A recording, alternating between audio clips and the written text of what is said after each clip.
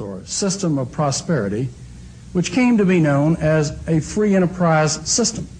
I think it gains its strength not because it is a system, but because of the lack of a system.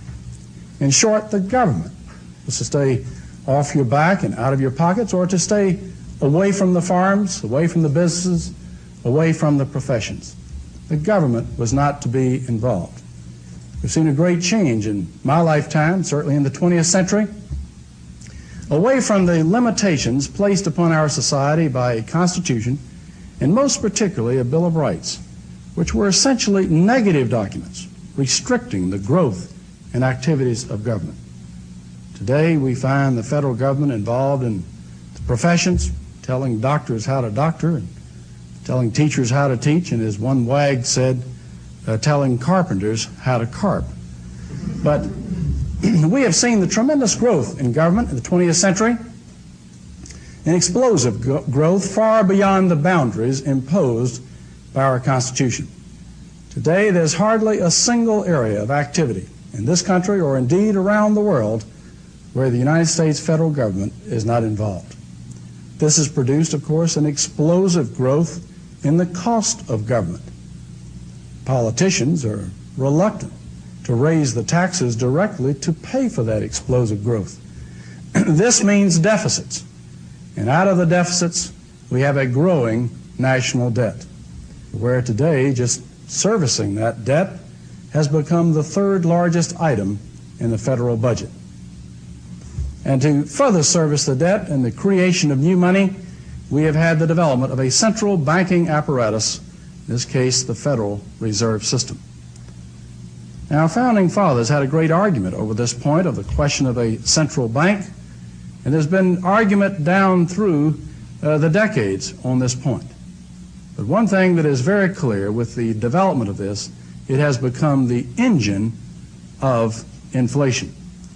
Thomas Jefferson, in warning about the question of a federal debt, had this to say: "I place economy among the first and most important virtues, and public debt as the greatest of dangers to be feared. To preserve our independence, we must make our election between economy and liberty, or profusion and servitude. If we run into such debts, we must be taxed in our meat and drinks, in our necessities and comforts, in our labors and our amusements. If we can prevent the government from wasting the labors of the people under the pretense of caring for them, they must become happy." I think the emphasis on that has to be that last sentence, that if we can prevent the government from wasting the labors of the people under the pretense of caring for them, they must become happy. Now, with this explosive growth of new money, that means, of course, inflation. Now, I know that many people are being led to believe that politicians in Washington during the political season are going to save us from the ravages of inflation. Perhaps if you only remember one thing tonight, I hope you will remember at least this, that politicians do not fear inflation. They love it, because inflation is the mechanism that allows them to expand the currency, to satisfy, to make up the deficits that allow them to pay for the expanding federal program, to satisfy the special interest groups, to guarantee their elections. Politicians do not fear inflation. They love it. It is the mechanism for buying votes, in so many cases, to ensure their re-elections. So many people today have the attitude that inflation is a problem of rising prices. Indeed, we are led to believe that this is the case. And as long as we lack an understanding of basic issues, we will continue to be plagued with problems like inflation. But saying that inflation is like rising prices is just about as foolish as saying that wet streets cause rain. It's the other way around.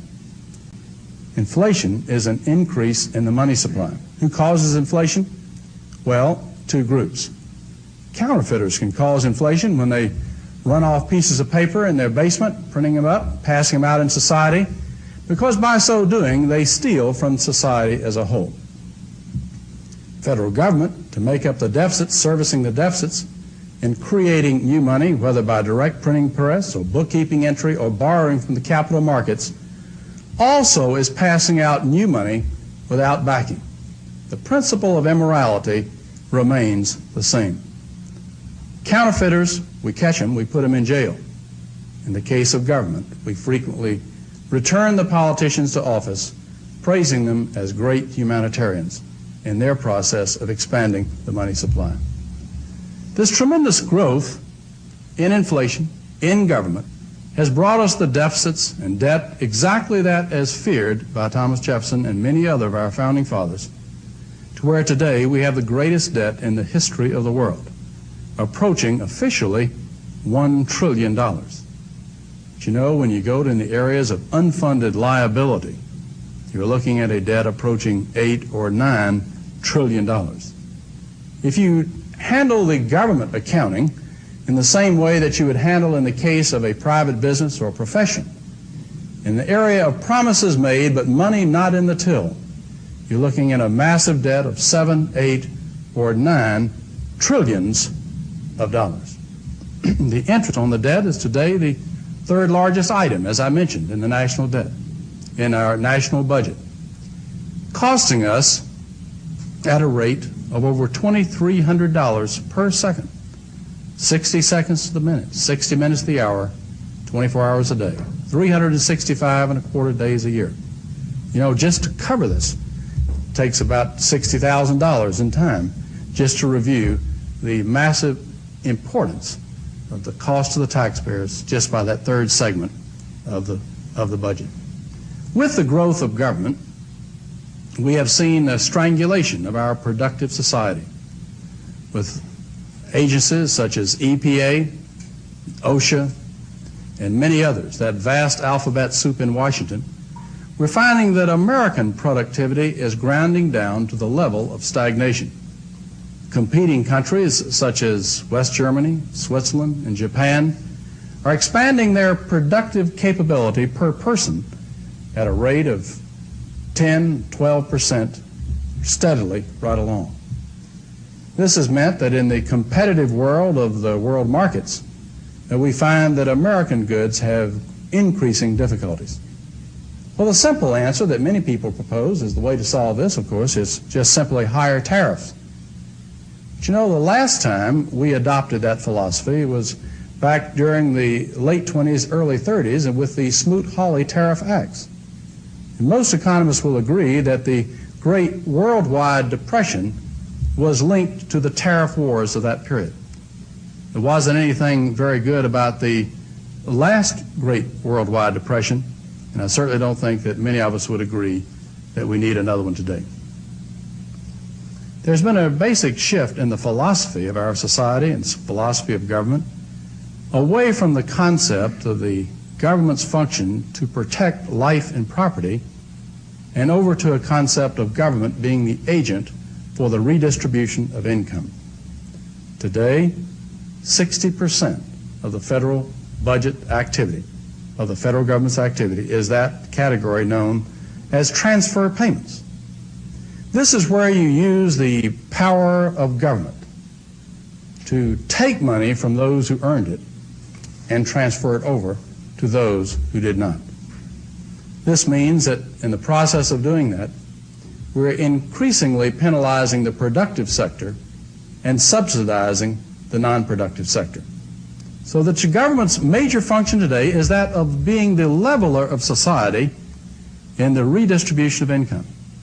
Now, one thing is very clear in reading the writings of our founding fathers, in writing the Constitution, and in adding the Bill of Rights, the first 10 amendments. They did everything they could to make the leveling of society as a function of government unconstitutional. Today, that's 60% of the federal activity.